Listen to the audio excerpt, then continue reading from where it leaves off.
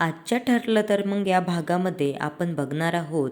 इकडे प्रतिमा धावत पळत येत असते आणि नंतर तिला शेकोटी दिसते आणि ती शेकोटीतून एक लाकूड उचलते आणि नंतर तिच्या मागून महिपत पण तिथे आलेला असतो आणि ती मागे वळून रागाने बघते. महिपत तिच्या मागे उभाच असतो आणि तोही तिच्याकडे रागाने बघत असतो. महिपत म्हणतो, "अगं प्रतिमाबाई, कितीही जगण्यासाठी तुझी धडपड." आणि तो तिला बंदूक घेऊन दाखवत असतो. तो म्हणतो, 22 वर्षापूर्वी जे काम मला जमलं नाही ते मी आज पूर्ण करणार. तुझ्या कपाळावर काय लिहिलं आहे बघ, तू मरणार या महिपतच्याच हाताने. त्यामुळे तुझी आता सुटका नाही आहे. त्यामुळे मी तुला आता सगळं काही सांगतो, कारण तू आता थोड्याच वेळात ढगात जाणार आहेत आणि ते सिक्रेट पण तुझ्यासोबत ढगात जाईल. इकडून सायली पण सर्व ऐकत असते आणि नंतर महिपत तिला सांगत असतो, तुझा अपघात मीच घडवून आणला होता. मला तुम्हा तिघांना ठार मारायचं होतं. प्रतिमा म्हणते, अरे शैतान्या, तो अपघात तू घडवून आणला होताच. आणि महिपत म्हणतो, हो, तुला काय वाटलं तो अपघात होता? तो अपघात नसून तो घातपात होता आणि तो मी घडवून आणला होता. आणि तो त्याची कबुली देत असतो. आणि तेवढ्यात प्रतिमा म्हणते, अरे शैताना, पण आमचं तुझ्याशी ओळखही नव्हती, मग तू आमच्यावर कुठल्या कर्माचा असा राग काढलास? आणि तिला तो अपघात आठवत असतो. महिपत म्हणतो, ए प्रतिमाबाई, आता काय तुला सगळंच सांगायचं मी? अगं, मला तुझ्या नवऱ्यावर राग होता. मला तुझ्या नवऱ्यालाही ठार मारायचं होतं, पण तो तिथून गायब झाला. आणि नंतर तुझ्या मुलीला पण शोधायला गेलो. ती मुलगीही तिथे कुठेच सापडली नाही आणि मला दिसली तूच, म्हणून मी जळकं लाकूड घेतलं आणि तुझ्या तोंडावर मारलं, कारण तेव्हा माझ्या हातात पिस्तूलही नव्हता. प्रतिमाला खूप राग येत असतो.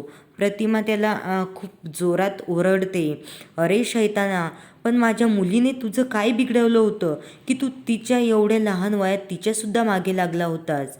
आणि महिपत म्हणत असतो, अगं प्रतिमा, किती बोलतेस, आता तरी शांत बस. प्रतिमा म्हणत असते, आता नाही शांत बसणार मी पण तुला तुझ्या कर्माचे फळ भोगल्याशिवाय शांत बसणार नाही. आणि महिपत म्हणत असतो, अगं, तुझं तोंड जाळलंस मी, पण तू खूप नशीबवान आहेस. तू तेव्हा पण वाचली आणि मला नंतर कळलं की तू जिवंत आहेस, फक्त तुझं थोबाड जळालेलं होतं. आणि तो त्याच्या गुन्ह्याची कबुली देत असतो आणि ते कॅमेऱ्यामध्ये रेकॉर्ड होत असतं. आणि प्रतिमा म्हणते, अरे शैताना, पण मी धावले, माझ्या मुलीला आवाज देत होते, पण माझ्या घशातून आवाज निघत नव्हता. मी धावत होते, मी अडखळले, ठेचकळले आणि तुला मदत मागितली होती मी.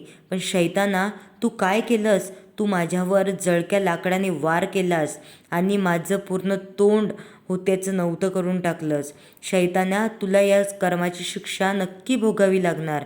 आणि सायली इकडून हसत असते. ती म्हणत असते, देवी आई, बरं झालं तू प्रतिमा आत्याला शक्ती दिलीस हे सर्व बोलण्याची, न घाबरता महिपतला तोंड देण्याची.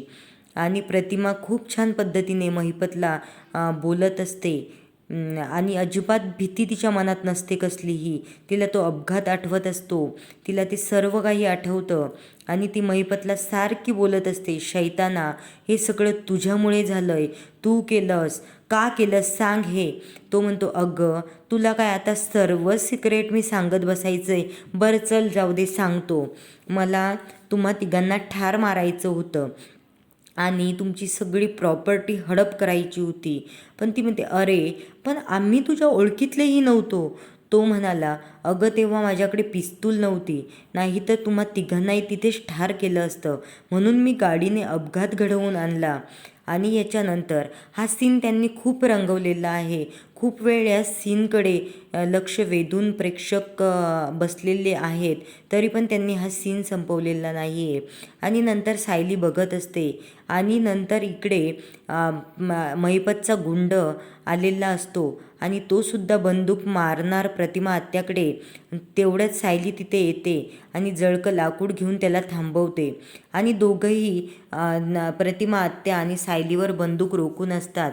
तेवढ्यात तिथे पोलीस येतात आणि ते महिपतला म्हणतात, महिपत, बंदूक खाली घे. आता तू इथून कुठेही जाऊ शकत नाहीस. आता तुझी सुटका होणार नाही. आणि इकडे अर्जुनही स्तब्ध झालेला असतो.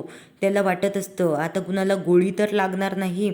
आणि सायली आणि प्रतिमा या या एकमेकींना माहीत नसतं की त्या एकमेकींच्या आजूबाजूला उभ्या आहेत म्हणून.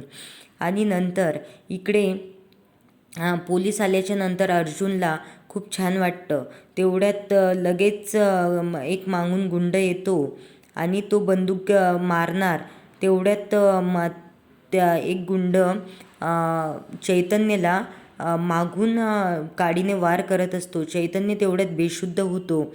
आणि इकडे अर्जुन सायली आणि प्रतिमा आत्याला घरी जायला सांगतो. इन्स्पेक्टर साहेब म्हणतात कॉन्स्टेबल यांना नेऊन सोडा. आणि अर्जुन म्हणतो मी इन्स्पेक्टर सरांसोबत जातो. सायली म्हणते तुम्ही काळजी घ्या स्वतःची प्लीज. तेवढ्यात सिनियरचा फोन येतो अर्जुनला. अर्जुन म्हणतो अरे यार सिनियर, सर्व व्यवस्थित झालं पण महिपत सुटला. सिनियर म्हणतो अरे महिपत कसा सुटला. ते म्हणतो तुला मी तीच सर्व नंतर सांगतो, आता मी थोडा कामात आहे. लगेच अर्जुन इकडे येतो तर चैतन्य बेशुद्ध झालेला असतो. अर्जुन खूप घाबरतो. अर्जुन म्हणतो चैतन्य चैतन्य उठ उठ. आणि नंतर चैतन्याच्या तोंडावर थोडंसं पाणी मारतो. चैतन्याला शुद्ध यायला लागते. अर्जुन खुश होतो आणि म्हणतो बरं झालं, मला वाटलं भलतंच काही झालं असेल. आणि नंतर इकडे इन्स्पेक्टर साहेब म्हणतात आता तुम्ही दोघेही सुखरूप घरी जा आणि इथेच